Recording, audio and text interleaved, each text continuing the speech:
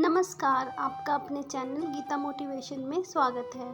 तो आज मैं जिस विषय में बात करने वाली हूँ वो है कि कलयुग के सबसे पहले राजा कौन हुए। क्या आप जानते हैं कि कलयुग के सबसे पहले राजा कौन थे और उनका भगवान श्री कृष्ण के साथ क्या संबंध था। तो आज हम इसी के बारे में बात करेंगे। तो उसके लिए हमें थोड़ा सा कहानी के पीछे जाना पड़ेगा, मतलब द्वापर युग में, क्योंकि वो राजा कलयुग के पहले राजा थे और कहानी शुरू होती है, उनका जन्म हो गया था द्वापर युग में। तो हुआ इस तरह से था कि भगवान श्री कृष्ण, कौन नहीं जानता भगवान श्री कृष्ण को। भगवान श्री कृष्ण का खुद का बहुत बड़ा परिवार था। कहा जाता है कि भगवान श्री कृष्ण की 16,108 रानियां हुई और प्रत्येक रानी से उन्हें 10 पुत्र व 1 पुत्री की प्राप्ति हुई थी। इतना बड़ा परिवार था भगवान श्री कृष्ण का। बहुत ही कम लोग जानते हैं कि भगवान श्री कृष्ण की एक बहन भी थी, उसका नाम था सुभद्रा। सुभद्रा का विवाह आगे चलकर अर्जुन के साथ हुआ था। अर्जुन का पहला विवाह द्रौपदी के साथ हुआ था। और यह भी बहुत ही कम लोग जानते हैं कि अर्जुन का एक और विवाह भी हुआ था, वो हुआ था सुभद्रा के साथ। सुभद्रा कोई और नहीं थी, वो भगवान श्री कृष्ण की बहन थी, जिनका जन्म कंस की मृत्यु के बाद 9वें नंबर पर हुआ था। इसी प्रकार अर्जुन और सुभद्रा के पुत्र हुए अभिमन्यु। अभिमन्यु बहुत वीर बालक थे, उन्होंने महाभारत के युद्ध में भाग भी लिया था। अभिमन्यु का विवाह उत्तरा नाम की राजकुमारी के साथ हुआ था। जिस समय उत्तरा गर्भवती थी उसी समय अभिमन्यु युद्ध में मारे गए थे।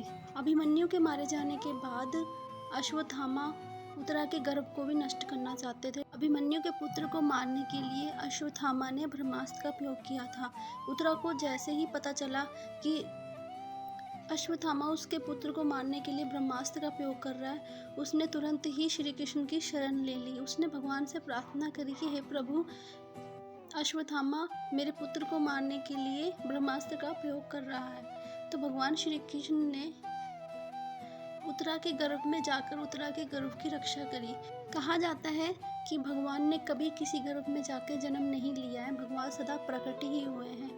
हम जितने भी वेद शास्त्र पढ़ते हैं वहाँ पे सब जगह आपको प्रकट शब्द मिलेगा, ना कि जन्म शब्द। इसीलिए भगवान ने कभी जन्म नहीं लिया, वे सदा प्रकट हुए हैं।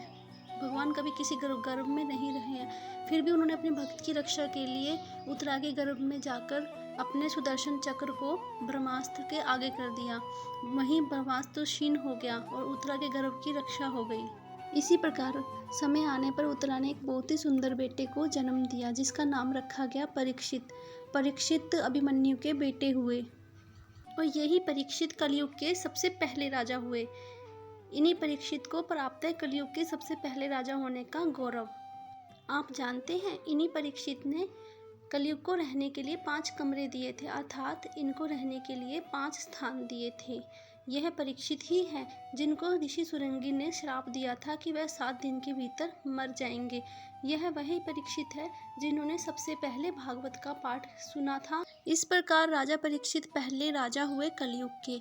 उन्होंने सबसे पहला कार्य कलयुग को समाप्त करने के बारे में ही सोचा था। इसलिए बढ़ती घटनाएं, चोरी चकारी, जुआ, मांस इत्यादि की बढ़ता हुआ पाप देखकर राजा परीक्षित ने सोचा कि मैं इस कलयुग का नाश कर दूंगा। इस विचार से परीक्षित कलयुग के पीछे पीछे भागे। इस प्रकार कलयुग ने परीक्षित के सामने हार मान ली और उनके पैरों में गिरकर गिड़गिड़ाने लगे। यह देखकर राजा परीक्षित को कलयुग पर दया आ गई और उन्होंने उसको रहने के लिए 5 स्थान दिए, जिसमें से जुआ, शराब, परस्त्री गमन और मांस खाना।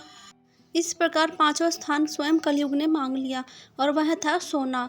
जैसे ही राजा के मुख से हूँ शब्द निकला, वैसे ही कलयुग राजा परीक्षित के सर पे रखे हुए मुकुट पे जाकर बैठ गया।